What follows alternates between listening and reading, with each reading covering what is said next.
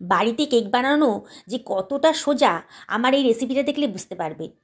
আজকে আমি বানিয়েছি এগলেস হুইট ফ্লাওয়ারের কেক। পিওর একদম গমের আটা দিয়ে আর ডিম ছাড়া আমি এই কেকটা বানিয়েছি। এটা এত স্পঞ্জি হয়েছে আর এত সুন্দর হয়েছে যে আপনারা যদি রেসিপিটা দেখেন তাহলে বুঝতে পারবেন। আর একদম পুরো হেলদি হয়েছে। আর এই জন্যে আমি গুড়ের ইউজ করেছি, আমি এটা চিনিও ইউজ করিনি। আমি হাফ বাটি মতো গুড় কড়াইটা গরম হয়ে গেলে পরে দিয়ে দিয়েছি। আর দিয়ে দিলাম একটুখানি এই 2 টেবিল চামচ মতো জল দিয়ে দিলাম। আমি জাস্ট গুড়টা গলিয়ে নেব, আমার কোনো শিরা বানাতে হবে না এটাতে। আমি জাস্ট গুড়টা গলানোর জন্যেই ওই সামান্য পরিমাণ জলটাকু দিয়েছি। অনবরত নাড়তে হবে। দেখুন আমার গুড়টা গলে গেছে, তাহলে আমার কিন্তু রেডি হয়ে গেছে। এবার আমি গুড়টা যদিও খুবই পরিষ্কার ছিল তাও আমি একবার ছেঁকে নিলাম। একটা ছাঁকনি দিয়ে গুড়টাকে ছেঁকে নিলাম আর গুড়টাকে ঠান্ডা করে দিয়েছি। এবার আমি দিয়ে দিয়েছি 3/4 বাটি মতন দই দিয়েছি। দইটা রুম টেম্পারেচারে রেখে দিয়েছি, ফ্রিজ থেকে বার করে কিন্তু দইটা দেবেন না। এবারে ওর সঙ্গে মিশিয়ে দিলাম হাফ বাটি মতো ভেজিটেবল অয়েল। যে কোনো গন্ধহীন অয়েলই আপনারা ইউজ করতে পারেন, গন্ধ থাকলে কিন্তু হবে না। এবার সব কিছু ভালো করে মিশিয়ে নিচ্ছি। একটু ভালো করে মিশিয়ে নিতে হবে যাতে অয়েলটা দইয়ের সাথে ভালো করে মিশে যায়। এবার একটু হুইক্সের সাহায্যে ভালো করে মিশিয়ে নিচ্ছি আমি। আপনি কাঁটা চামচ ইউজ করতে পারেন। আমি এবার নিয়ে নিয়েছি একটা মিক্সার গ্রাইন্ডারে 4 টেবিল চামচ মতো সুজি নিয়েছি। আমি সুজিটাকে গ্রাইন্ড করে নেবো, একেবারে পাউডার ফর্ম করে নেবো। দেখুন একেবারে পাউডার ফর্ম হয়ে গেছে। এইবারে একটা বোলের ভেতর আমি নিয়ে নিয়েছি 1 বাটি মতো গমের আটা আর নিয়ে নিলাম সুজির পাউডারটা। এর মধ্যে দিয়ে দিচ্ছি 1 টেবিল চামচ মতো বেকিং পাউডার আর দিচ্ছি হাফ টেবিল চামচ মতো বেকিং সোডা আর দিয়ে দিলাম একটুখানি সল্ট দিলাম যাতে মিষ্টির সঙ্গে একটা ব্যালেন্স হয়। আর দিয়ে দিলাম হাফ টেবিল চামচ মতো দারচিনি গুঁড়ো। এবার আমি সব কিছু শুকনো উপকরণগুলো ভালো করে চামচে দিয়ে মিশিয়ে নিচ্ছি।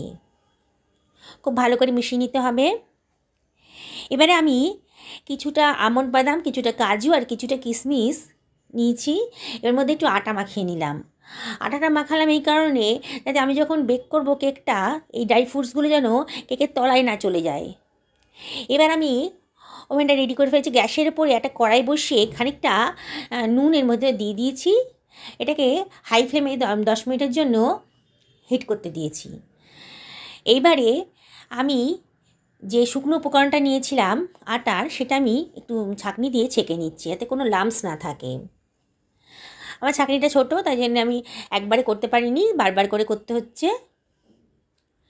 এটাকে ভালো করে আমি ছেঁকে নেব যাতে আটার কোনো লাম্পস না থাকে।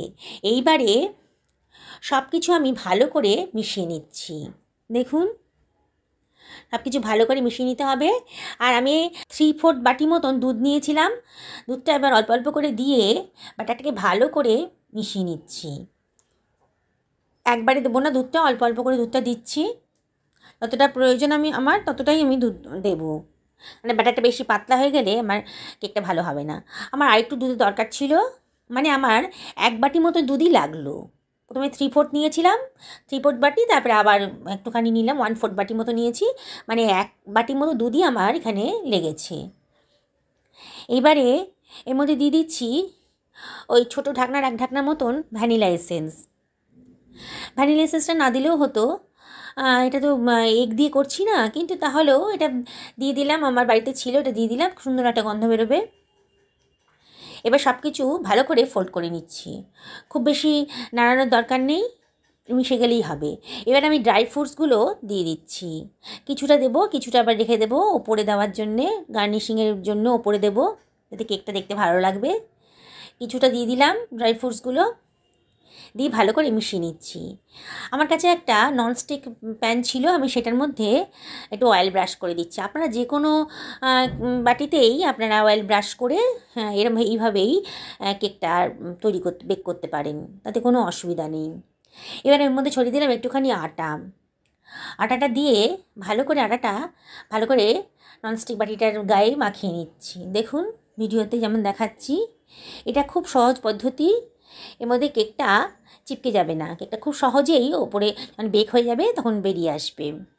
আপনারা এই পদ্ধতিটা ইউজ করতে পারেন, খুব সোজা এটা। এক্সট্রা আটাটা আমি একটু ট্যাপ করে ফেলে দিচ্ছি, এক্সট্রা আটাটা নেই আর এর ভেতরে, সরিয়ে দিলাম এক্সট্রা আটাটা। আমার কেক টিনটা রেডি হয়ে গেছে। এবার আমি ওর ভেতরে দিয়ে দিচ্ছি আমার তৈরি করে রাখা ব্যাটারটা, কেক ব্যাটারটা আমি এর মধ্যে দিয়ে দিচ্ছি।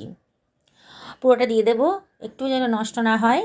এবার একটু ট্যাপ করে নেব যাতে এয়ার বাবলসটা বেরিয়ে আসে, একটু ট্যাপ করে নিচ্ছি।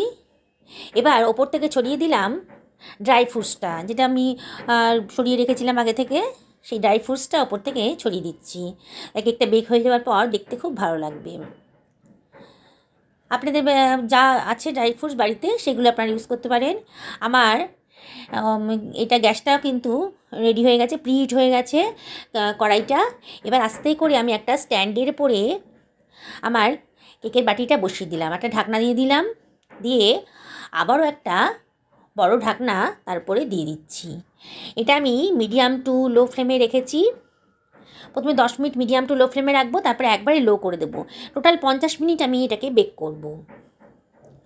আমার 50 মিনিট হয়ে গেছে। দেখুন আমি এবার কেকের ঢাকনার ওপরের ঢাকনাটা তুলে নিয়েছি কড়াইয়ের। দেখুন আমার কেকটা পুরোপুরি বেক হয়ে গেছে। এবারে আমাকে নাইফ টেস্ট করতে হবে। একটা নাইফকে আমি ঢুকিয়ে দিয়েছি। দেখুন নাইফের গায়ে কিচ্ছু লেগে নেই, কোনো ব্যাটারের লেগে নেই, একেবারে স্মুথলি নাইফটা বেরিয়ে এসেছে, মানে আমার কেকটা রেডি হয়ে গেছে। এবার আমি কেকটা গ্যাসের ওখান থেকে বার করে একটা স্ট্যান্ডের পরে নিয়ে নিলাম ঠান্ডা করার জন্যে। ঠান্ডা হয়ে গেছে আমার কেকটা।